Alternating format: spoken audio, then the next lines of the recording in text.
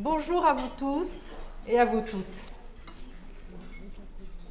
Merci beaucoup d'être là. Il y a plein de choses qui nous rassemblent, j'en suis sûre. Plein de joie. Peut-être des épreuves, les épreuves de la vie. Mais il y a en tout cas forcément le temps qui passe. Et je ne sais pas pour vous, mais pour moi, tout d'un coup, j'ai l'impression qu'il passe de plus en plus vite. Et de temps en temps, j'aimerais bien appuyer sur le bouton pause. Alors, c'est génial aussi d'ouvrir des nouvelles pages de sa vie. Heureusement qu'on ne refait pas éternellement la même page et qu'on avance. Vieillir, le troisième âge, ça peut être génial. Je me dis qu'on a plus de temps. Peut-être on peut, si on aime lire, on a plus le temps de lire, on a plus le temps en tout cas de faire les mêmes choses, mais en prenant son temps. Et puis si on est en forme, on peut être comme, il s'appelle Klaus, je ne le connais pas, mais il paraît qu'il est très connu, il est bernois, et il a 100 ans. Mais je vous ai 100 ans. Mais,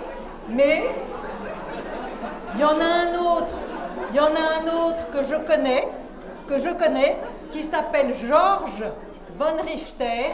C'est le père de Vanessa qui va me retrouver sur l'estrade. Il a 85 ans et il skie comme un dingue tous les week-ends avec sa fille. Donc voilà, donc ça peut être merveilleux.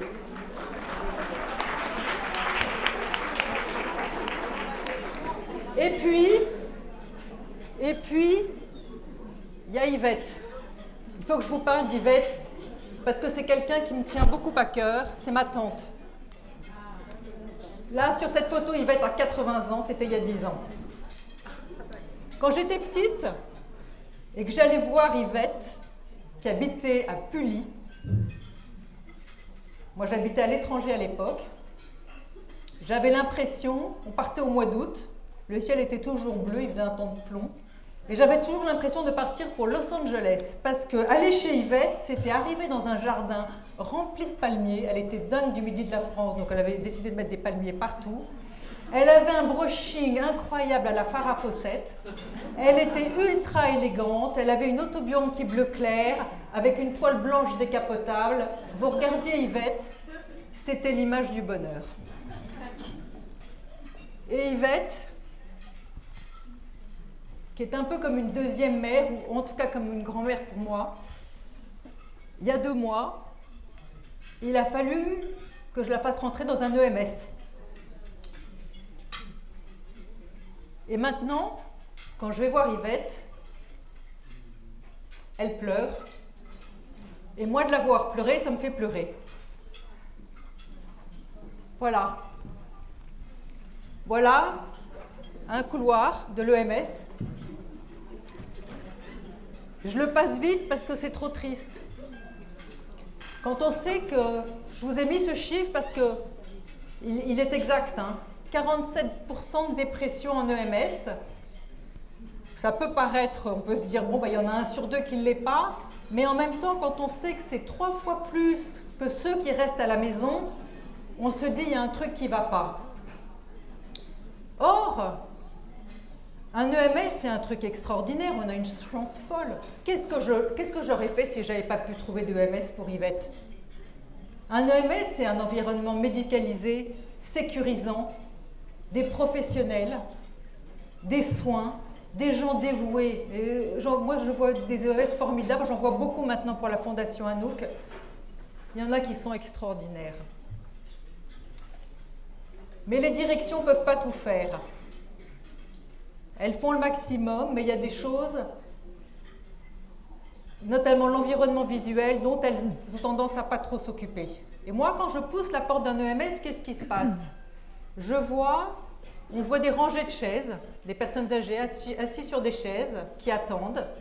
On voit des personnes âgées aussi assises sur des fauteuils roulants au milieu des pièces qui attendent. Et ils attendent de quelle façon? Face et dos à des murs.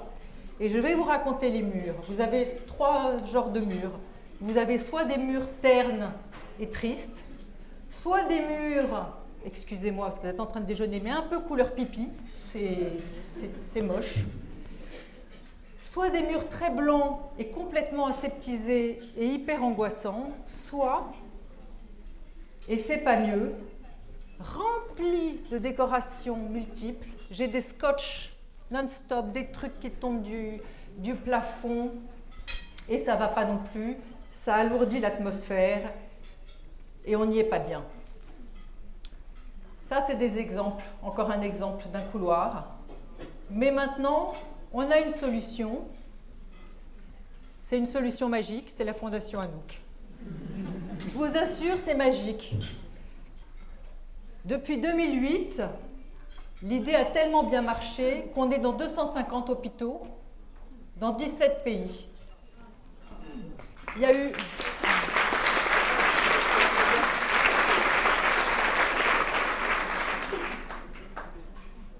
On a plus de 4,5 millions de bénéficiaires qui sont passés par nos murs et dont ça a aidé le séjour, la qualité de vie.